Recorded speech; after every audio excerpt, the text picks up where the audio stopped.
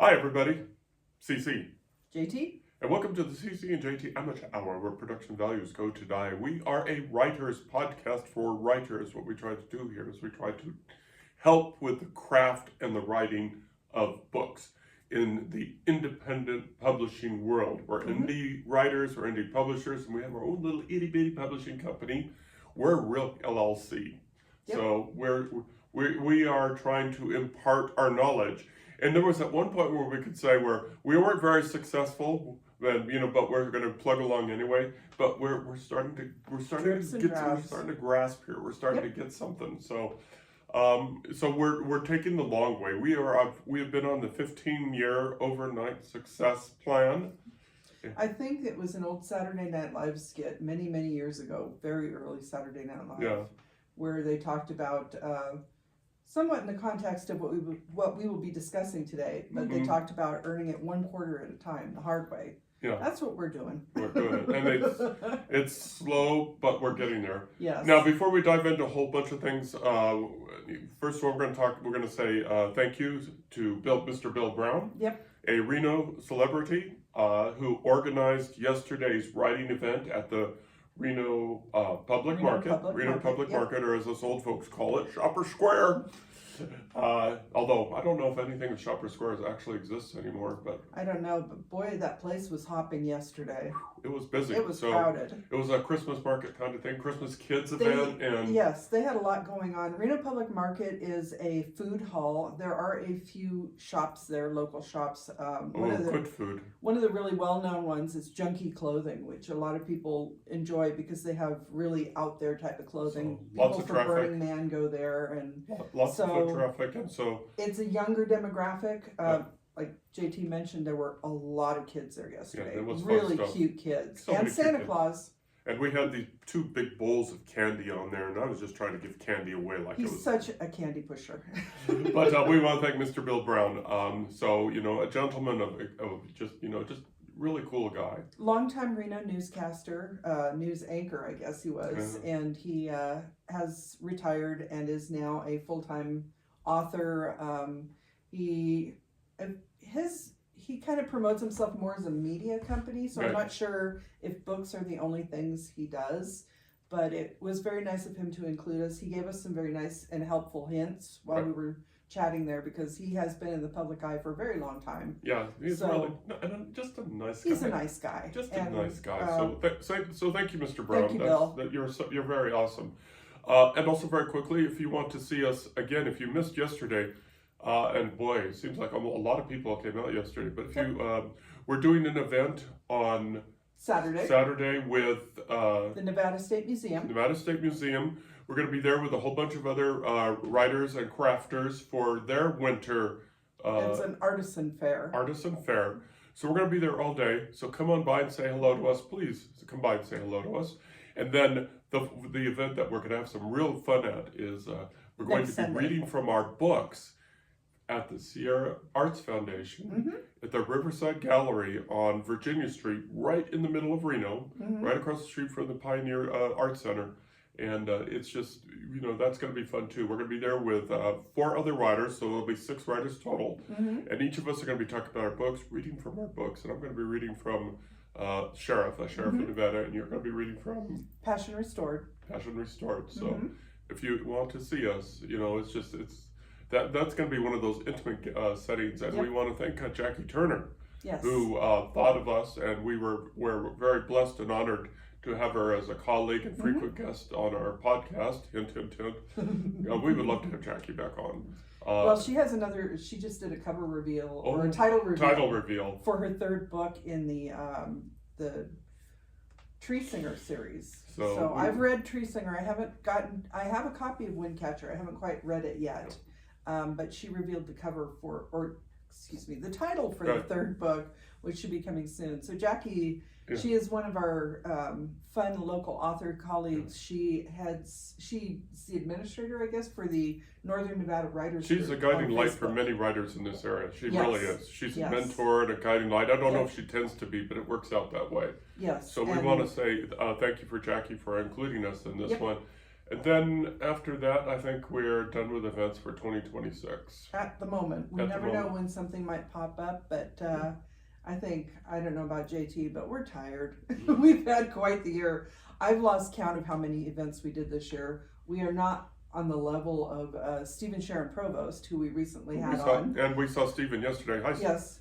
And Sharon, they actually divided and conquered yesterday because Stephen was in Reno and Sharon was in Virginia City. Mm-hmm. And they were both vending. So we have made a lot of author friends this year, and I'm really happy to be part of the local author community and the Sierra Arts literary community, which we were discussing with people yesterday. I heard so many people walking through the vendor market saying they didn't realize there were so many local authors. So the word is getting out there. We're working on it because the visual arts, the performing arts were well represented, but not the literary arts, because we tend to be, as we've discussed, tend to be introverts.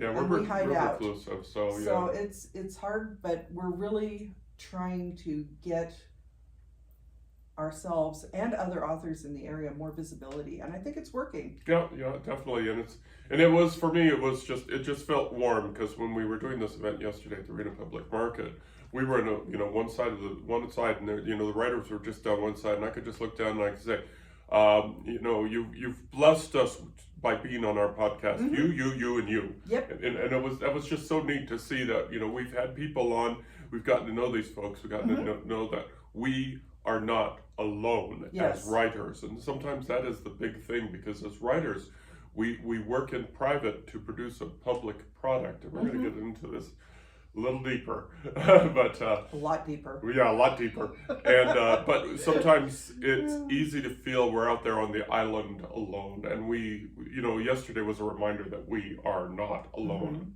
and that was fun. Like you said, it's fun to see all the people that we've had on our podcast, and I really feel like once we joined the Sierra Arts Foundation and the Sierra Arts literary community, I think that was a really big stepping stone for us. Building our company is one thing, but having that community, and especially finding local readers and writers, it's just amazing. We talked to this one family yesterday we were having so much fun chatting with them because we had some similarities.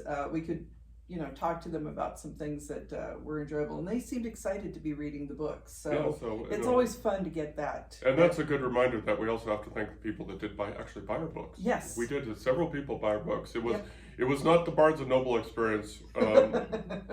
Just very quickly, just to repeat what that was. We did Barnes & Noble a few weeks ago, and we sold one book.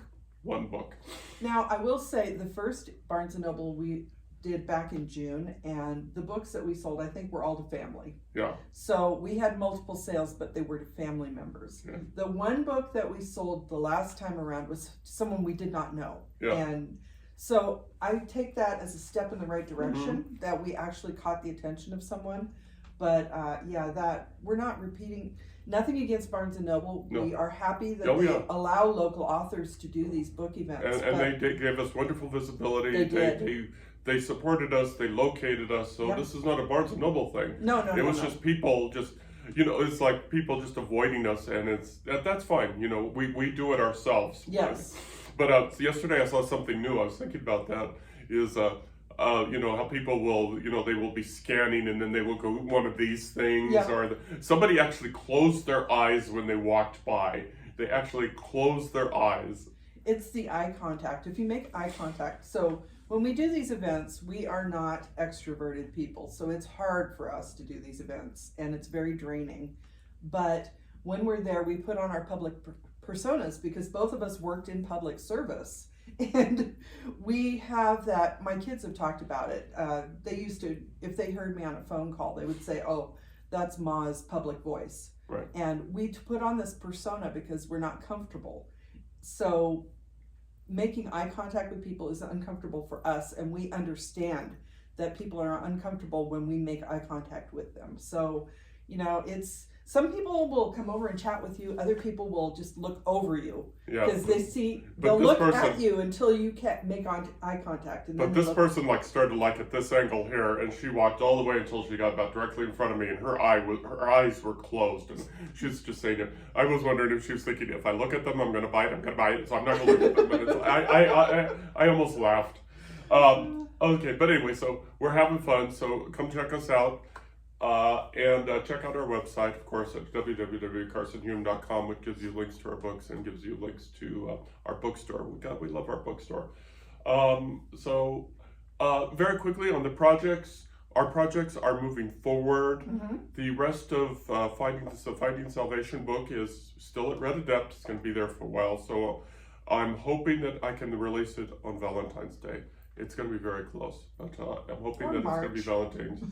Or March. Or March. Maybe March 1 or something like that. I'm hoping, but I'm not going to push it because TerryCase.com has already done a wonderful job of editing. They are already better books, and so that's the goal. And I am writing another book set in that same Finding Salvation universe, and I'm going to give a major plot point away right now.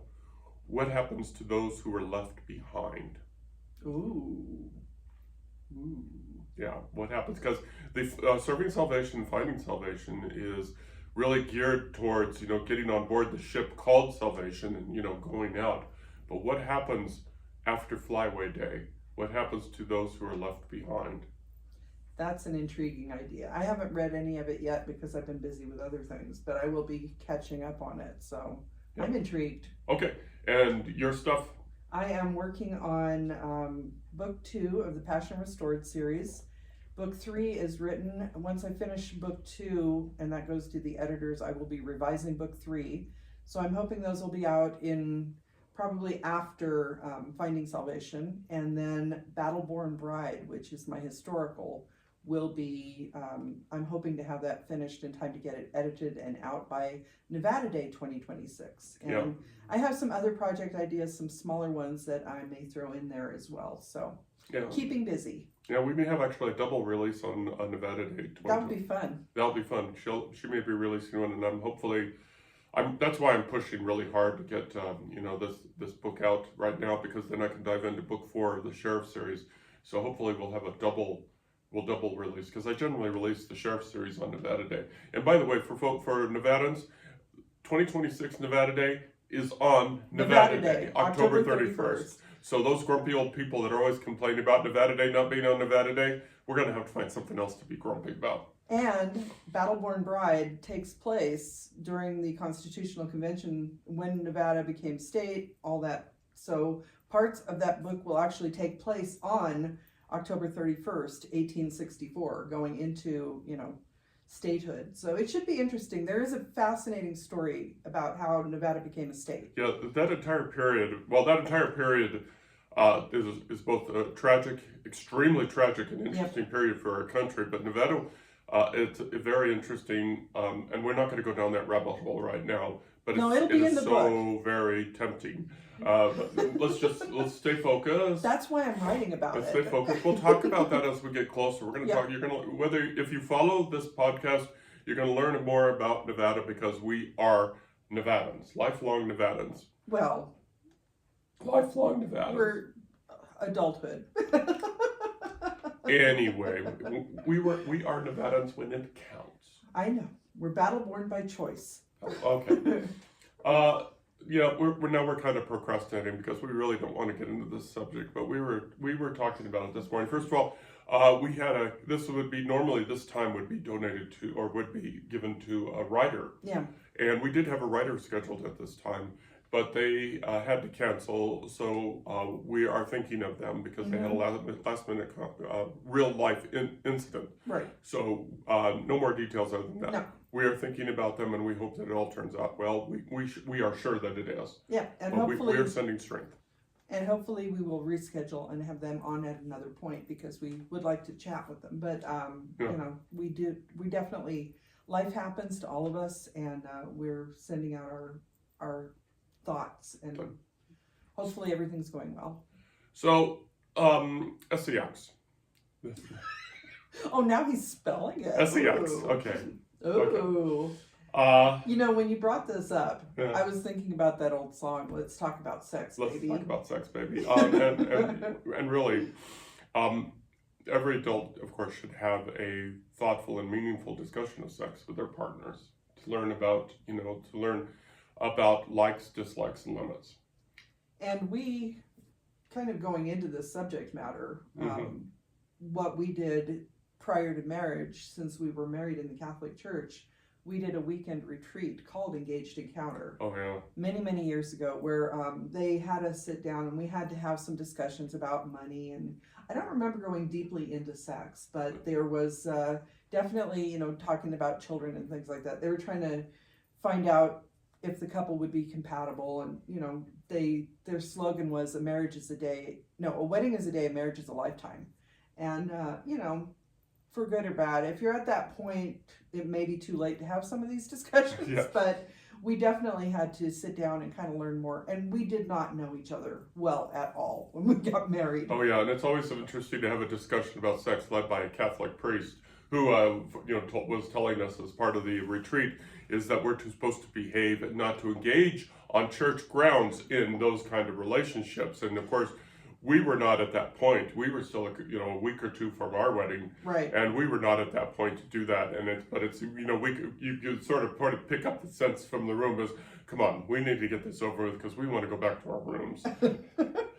And we were very young. Some of the other couples there, I believe, were a bit older than us, and had definitely known each other, but far better than we knew each other. So it kind of started out as an uncomfortable thing, in the beginning for us. And we've been together for more than 40 years now. So obviously that ship has sailed. We've had 3 kids, we know about the birds and the bees. Boy.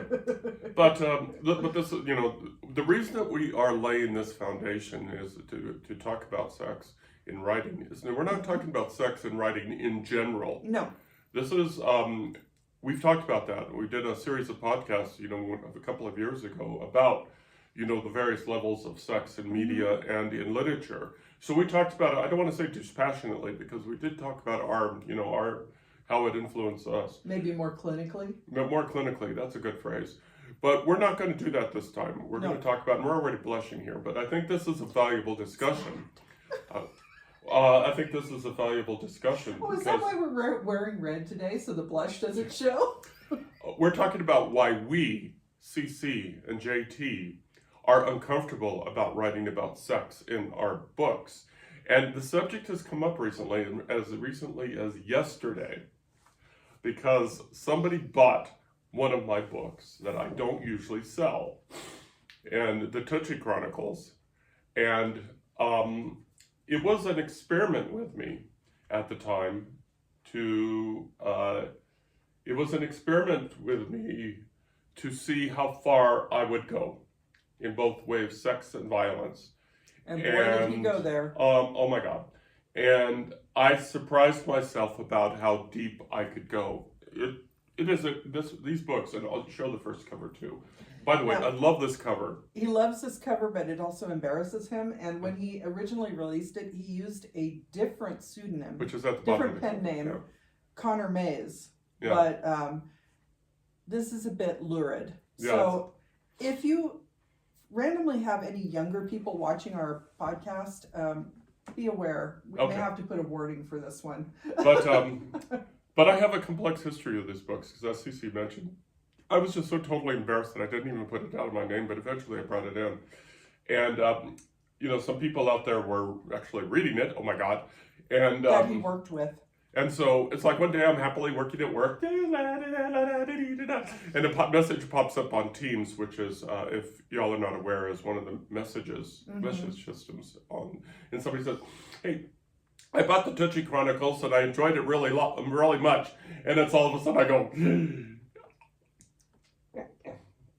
we cannot talk about the Touchy Chronicles at work because HR will have an opinion. honestly, when you're working a day job, you're not supposed to be talking about your night job, especially in public service. Well, except in Nevada, we do have some industries where it's allowed.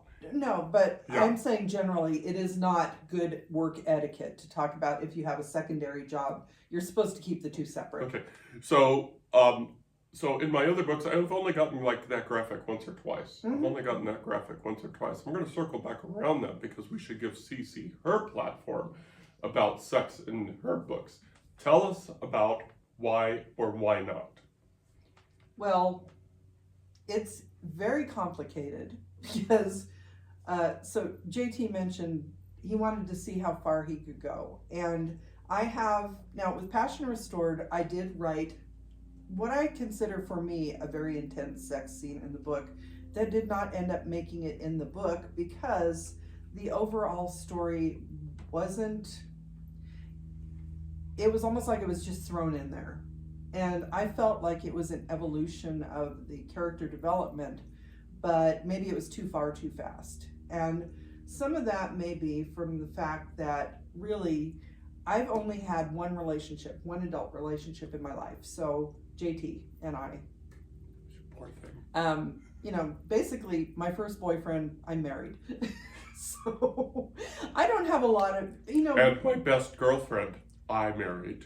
See, he said best, not first. Anyway, most people have a more varied experience as young adults. You're trying out different partners, and that's perfectly fine. There are people who are in long-term relationships, they are living together, and I have no problem with that. I have no problem with other people writing books that are very explicitly sexual. I have read some that really go there, and I may blush a little bit, but I have nothing against it. I tend to prefer, I grew up reading Regency romances where basically, or Barbara Cartland, where the book ends with a kiss. So I didn't have a lot of that experience and that knowledge growing up. And also,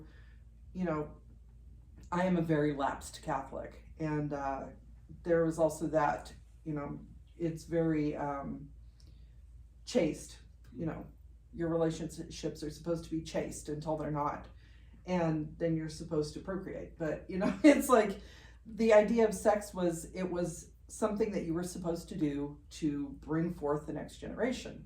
And I didn't consider it as growing up on the media of the 60s and 70s too, where on I Dream of Jeannie famously, and also with Cher, just the idea of them showing their belly button on television was a big deal. So this is my upbringing. It was my experience that it was very, white bread, clean. Okay, cut. so let's go straight to the heart of the matter. Okay. Sex sells. Right. Sex sells. Yes. If you knew for a fact that that the sex in your books would draw more readers and more sales, would you go there?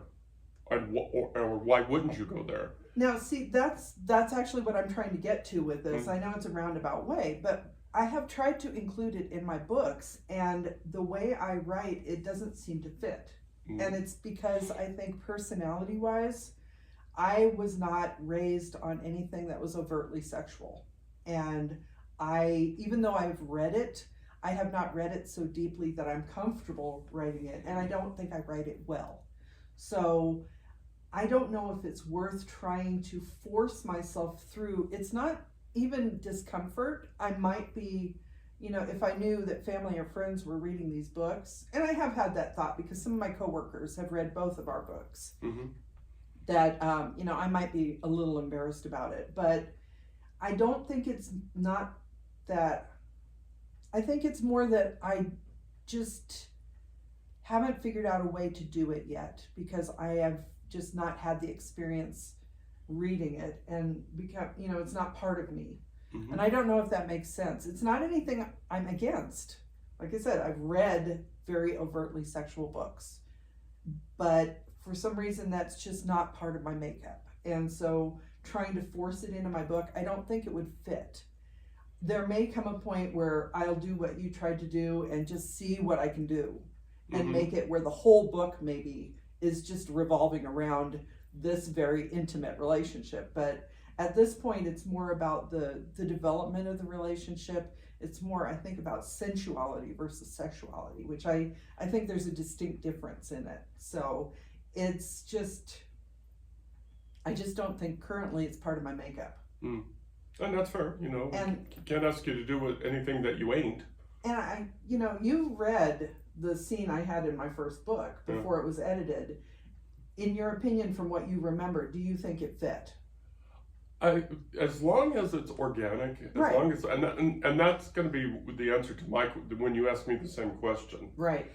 Like, for example, and I don't want to, take away from what you're saying or, stop you from anything more that you're saying, but for Tucci, who is the main character for this, to be extremely graphic in both sex and violence was organic to his nature. Right. Because what I did is I set out to write the worst human being you could possibly see. And this guy is not good. He is not supposed to pretend to be good. He is just not a good person. And I did that on purpose. And so the violence, this book opens with a murder on page 1. Actually, somebody was standing in front of us yesterday reading the first page. Yeah. And she was intrigued. Yeah. And I think that leads to one of the reasons people write this or movies, are made about these subjects is that this is not something that most of us actually deal with on our regular lives. Most of us do not overtly go out and commit violence or have these incredibly intense sexual relationships because, in real life, you kind of go along with the flow, and a lot of it is not appropriate for real life because for a variety of reasons that we won't go into. But I think that this is living vicariously. You're trying to figure out why somebody would do this. Why would somebody choose to live this way? Why, would someone like Tucci go out and commit these murders? And there is a reason for it in these books. Why do they have these, maybe graphic sexual encounters with complete strangers? But I think most of us have been raised in a similar way to myself, where it's like, it's outside the norms of what you do in your regular day-to-day life. And so this is just a way for people to live vicariously through, like you were trying to discover something about this character. And I don't think I've found that in me yet to be able to do that. And my books are not all about sex dog stuff. This is the Tucci's on all the books I've written. Excuse me, the 2 Tucci books in the compilation is clearly the exception to the rule. As I said earlier, I think there's a couple of other books that I did that do have graphic sex, but mostly it's fade to black. Well, I just reread Sheriff. Yeah. And there is the one character in there who had it's not really graphically described, but he had done something inappropriate in his life, and that was how he ended up where he was. Yeah. And he had actually been incarcerated for what he had done, and things had happened to him. So you did allude to it. But not in the graphic detail. But the way that I did it, and to use that word again, is organic. It's organic to the character, it's organic to the settings, it's organic to the plot. Now with Tucci, I just went all out. Boom. I just went all out because it was not only to see what I could do, but and now that I've done it, maybe, but to see what I could do. But it was organic to Tucci because it was just his nature. It was just his nature. To the other characters in my other books, when it does happen or when it does, the level of it, it was if I felt that graphic sex or even non-graphic sex took away from the plot, then it was a fade to black kind of stuff. Right. I'm thinking of one book, which I'm not going to do because it's a spoiler. There's one book where I did it because it was natural to the character. It was natural to both characters, actually, because it was being respectful to the characters that it had to be done. Not had to be done, but it was the natural progression of their relationship. Right. But writing about sex, now that I've done it, it's not something I really, I don't write to do it. And there are writers out there that, basically there's a saxophone, there's a guy with a big mustache, and they write about sex, and if a plot happens to happen, wow, congratulations on creating the plot. I don't read those books.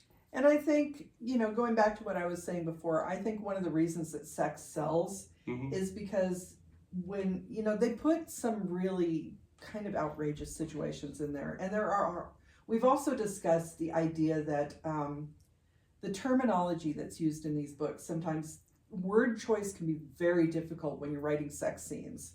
Talking about different anatomical, body part type things. There are certain words that people use that will just stop you in your tracks. So writing sex is actually very complicated.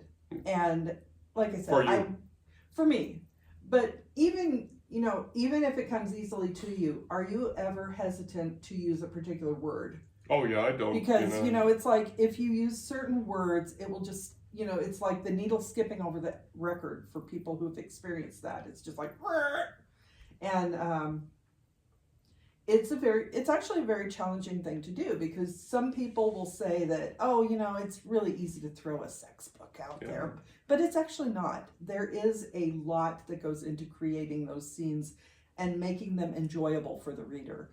And I think part of my problem is that I haven't figured that out. Yeah, and that we need to go ahead and put this on the table too. We just need to put this on the table. There is probably a larger market for those kind of books than there isn't. Right. So people, and it's for what you said, because people, want to live vicariously and they want to see this. And so we see, men and women on the covers of these books with their rippling chests and, everything like that, men and women. And actually, they don't do that with the covers. They're in the 1980s specifically. The covers of the bodice rippers were ridiculous. Yeah. The covers have switched, and you can have like the cartoony covers now, and it may be a very graphic book. But the point being is those books obviously sell. And we're not selling them, except yesterday we did actually happen to sell a copy of the Tootsie Chronicles with me with a hard blush the entire time. Which he admitted to. JT has been very open that these books are raw, I guess. Maybe exposing a part of you that you feel uncomfortable showing. That I don't know. I don't know. I don't know if writing about something that, writers are always told, write what you know. Yes. Write what you know. Right. Well, I don't know how to murder somebody. I have never murdered anybody.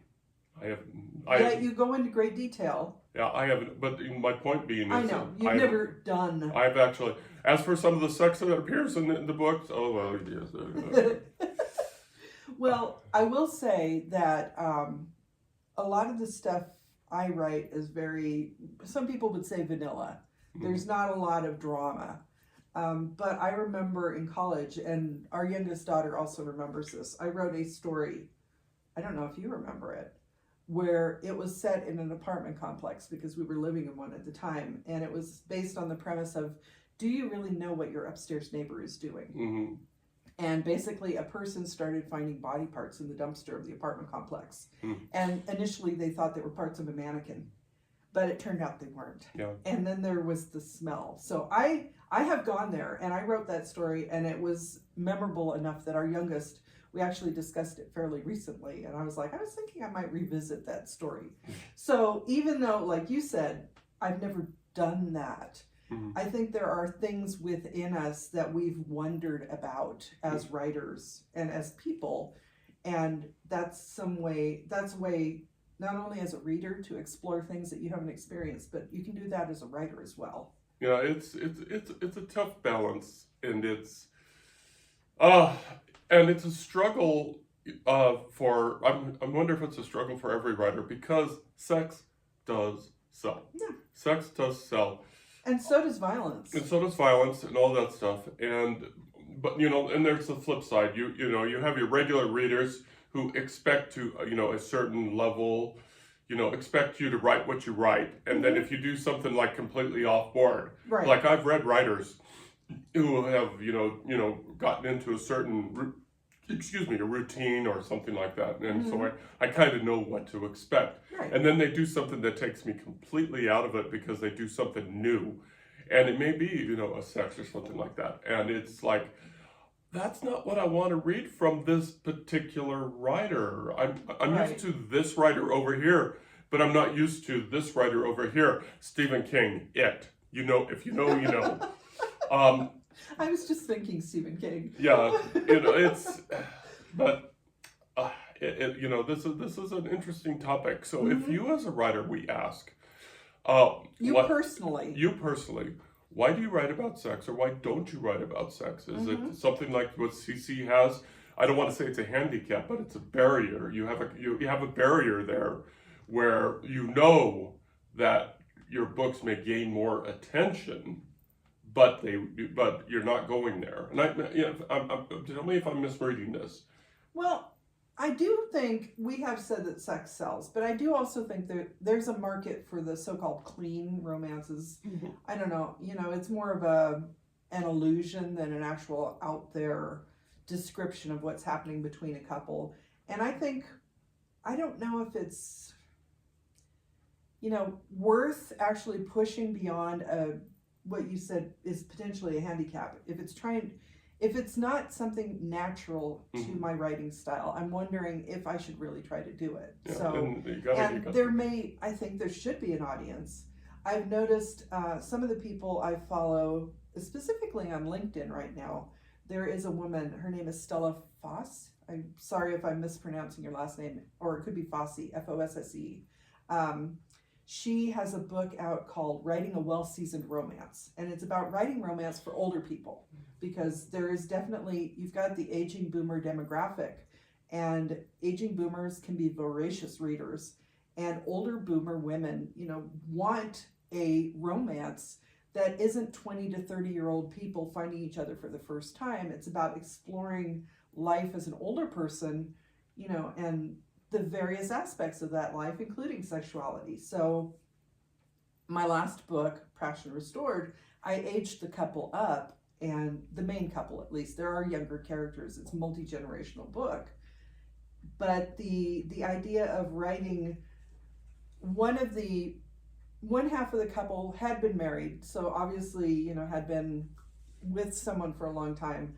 The other person had relationships, because I don't think it's realistic for people in their 50s and 60s to, be completely unexperienced or inexperienced with, an intimate relationship with somebody, unless that's not their preference or their, natural tendency. And that's something we don't explore. We both, at this point, have written male, female, very heteronormative relationships.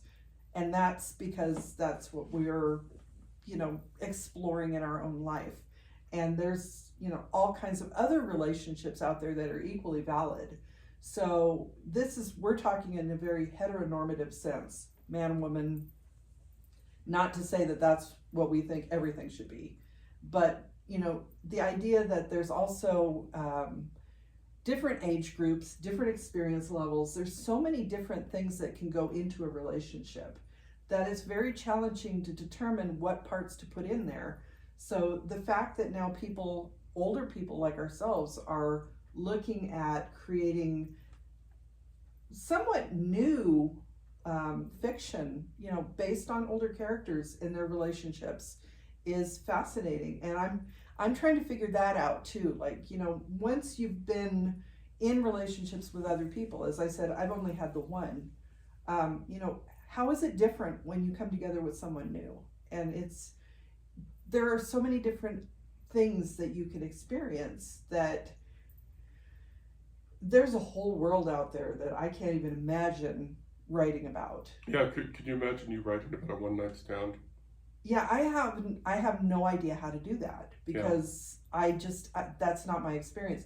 Not that I couldn't explore it, but it would take me a long time to do it. So I think a lot of what I'm dealing with is based on the fact that I've had very limited experiences, even at my age. And not to say that that's a bad thing or anything. It's just that, I'm learning how to broaden my horizons. And like I said, I'm seeing now that people are specifically writing graphic romance, because they're talking about very graphic romance with older adults, because there's been this stigma that, you don't imagine your grandparents having that kind of relationship. But when you get to be that age, you realize, well, they're people too. Looking back at your grandparents, you realize they probably were not, celibate. Yeah, especially not to our grandkids. We actually sleep in different rooms, so I sleep on the couch. She sleeps in the we don't do that. Going back to the 1950s, the two single beds. Cece just started blushing really hard. It's the hat.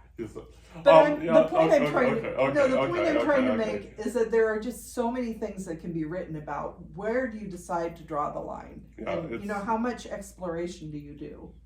And and just for me, I'm going to go a little shorter than you just did. Yes, I talk too much. No, you don't. You're Irish. Anyway, so are you. Oh, that's right, I am. But for me, if it's organic, and I've said this before, if it's organic to the book, if it's organic to the plot, then it's easier to come out. But it has to be. It just can't be, thrown in there. It just can't be thrown in there. I think that But actually, just one more question. Okay. So I talked about the variety of different kinds of relationships, like older couples or people who are not male-female. Would you ever go there? Could you see yourself writing about those kind of sexual relationships? Because your characters tend to be 20s, 30s, maybe 40s. But, would you consider going into older adulthood? Would you consider man or woman? Well, I just want to point out that I actually did write about a throuple. Oh, a throuple? Throuple. Okay. I actually did write it in the Serving Salvation series. Oh, that's true. You did. I did. Yeah. Okay. I did so he did. Never mind. No, but so I actually did, but I didn't go into the detail. The details and everything. It was more hinted than anything. So the answer is, if it's organic, then I'll write about it. But it's a balance, and I think we should wrap this up because we've gotten this. So, but I do have one more question, and we'll just sorry. If an editor came to you and said, "Okay, this is good, but right here we need XYZ," okay, would you do it? Yes. If I am given, keeping it short.